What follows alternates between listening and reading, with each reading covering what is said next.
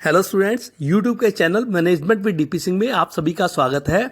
आज अपने व्यापारिक संनियम या बिजनेस लॉज कह दें या बिजनेस रेगुलेटरी फ्रेमवर्क में contracts of indemnity and guarantee, क्षतिपूर्ति तथा गारंटी के अनुबंध पर चर्चा करेंगे। इसे समझने का प्रयास करेंगे। देखिए, अंडर सेक्शन 124 के अनुसार जो इंडेमनिटी या આપણે ये कह दें क्षतिपूर्ति या हानि रक्षा अनुबंध है, उसको परिभाषित किया गया है और बताया गया है कि क्षतिपूर्ति या हानि रक्षा अनुबंध से आशय ऐसे अनुबंध से है जिसके द्वारा एक पक्षकार किसी दूसरे पक्षकार को ऐसी हानि से बचाने का वचन देता है जो वचनदाता के स्वयं के आचरण से अथवा अन्य किसी व्यक्ति के आचरण से पहुंचे। या ये कह दें कि एक contract by which one party promises to save the other from loss caused to him by the conduct of the promiser himself or by the conduct of any other person is called a contract of indemnity under section 124। क्षतिपूर्ति अनुबंध में जो व्यक्ति क्षतिपूर्ति करने के लिए वचन देता है वह क्षतिपूर्तिकर्ता या हानि रक्षक अपने कह दे इंडेमिनिफायर, और जो व्यक्ति उस वचन को प्राप्त करता है उसे क्षतिपूर्ति धारक या धारी या हानि रक्षाधारी इंडेमिनिटी होल्डर कहते हैं।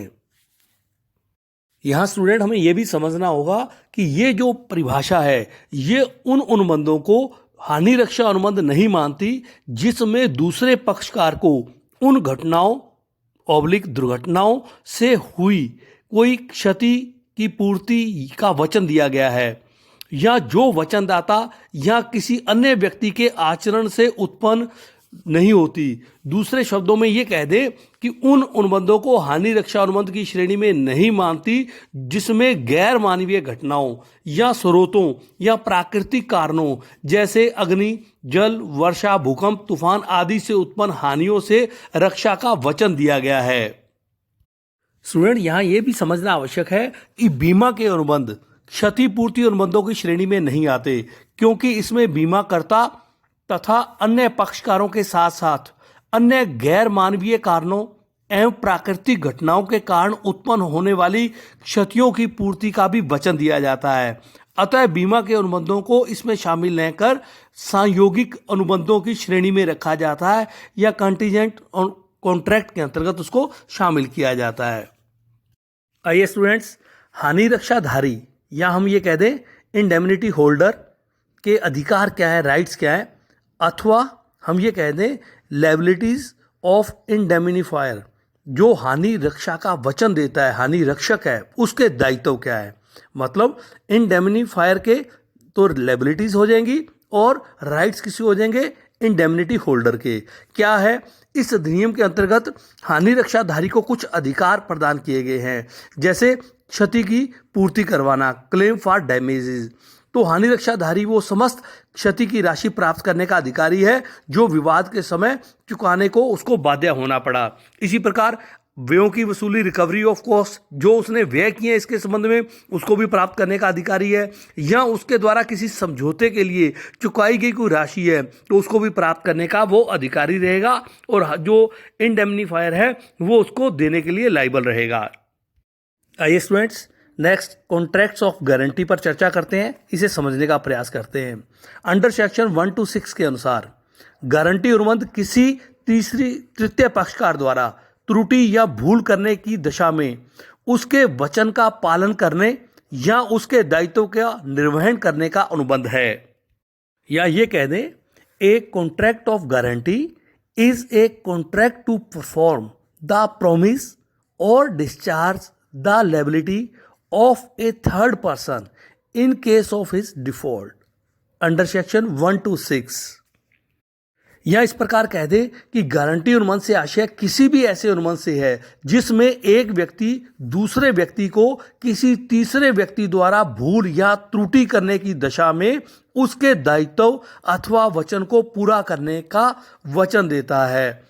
या यहाँ ये भी बताना उपयुक्त होगा कि ऐसे गारंटी देने वाले व्यक्ति को, जो गारंटी देता है ऐसी हानि की पूरी करने की, तो उसको अपने प्रतिभू या श्योरिटी कहते हैं। और जिस व्यक्ति के लिए गारंटी दी जाती है उसे मूल ऋणी या प्रिंसिपल डेटर, और जिस व्यक्ति के को गारंटी दी जाती है उसे हम ऋणदाता या क्रेडिटर कहते हैं।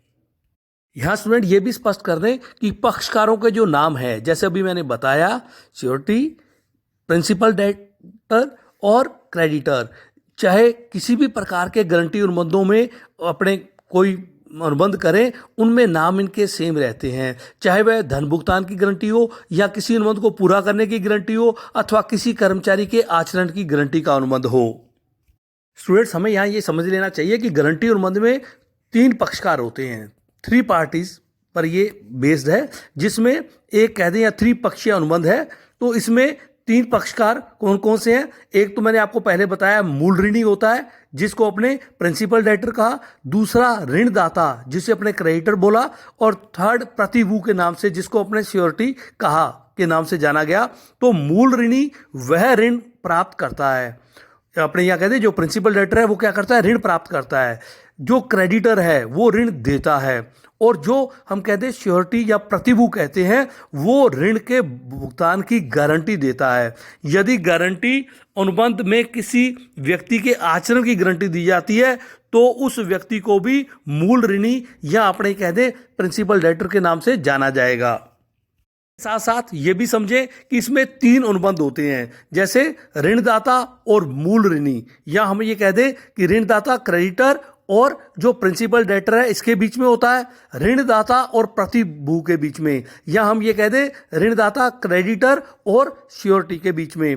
इसी प्रकार जो थर्ड है वो प्रतिभू और मूल ऋणी के बीच में, या ये कह दें श्योरिटी एंड मूल ऋणी जो है, मतलब जो प्रिंसिपल डेटर है इसके बीच में होता है।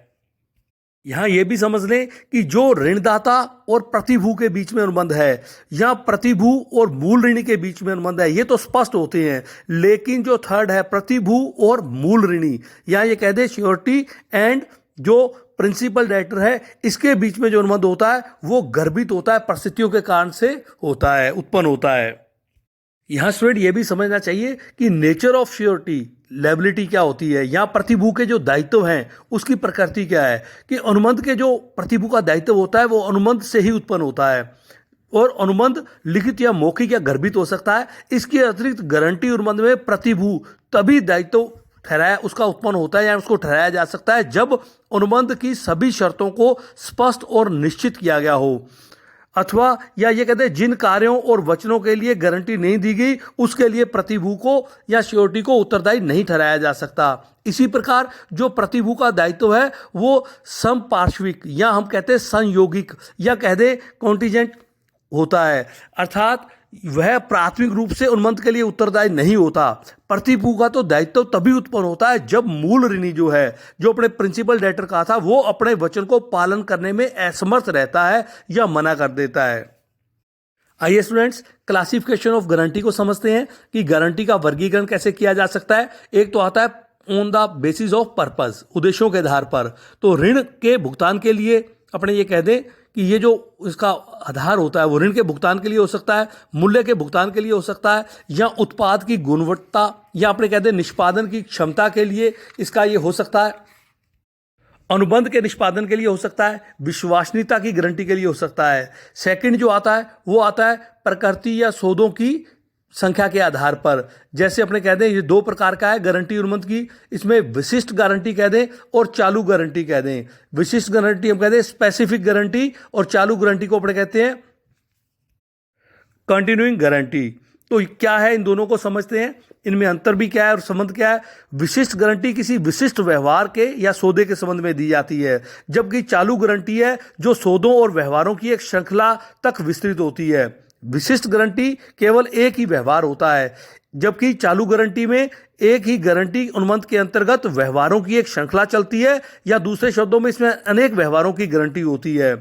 विशिष्ट गारंटी में जो प्रतिभू है इसका दायित्व एक निश्चित व्यवहार को मूल ऋणी द्वारा पूरा न करने पर उत्पन्न होता है, जबकि चालू गारंटी में सौदों या व्यवहारों की श्रृंखला में से किसी भी व्यवहार को मूल ऋणी द्वारा पूरा न करने पर प्रतिभू का दायित्व उत्पन्न हो सकता है।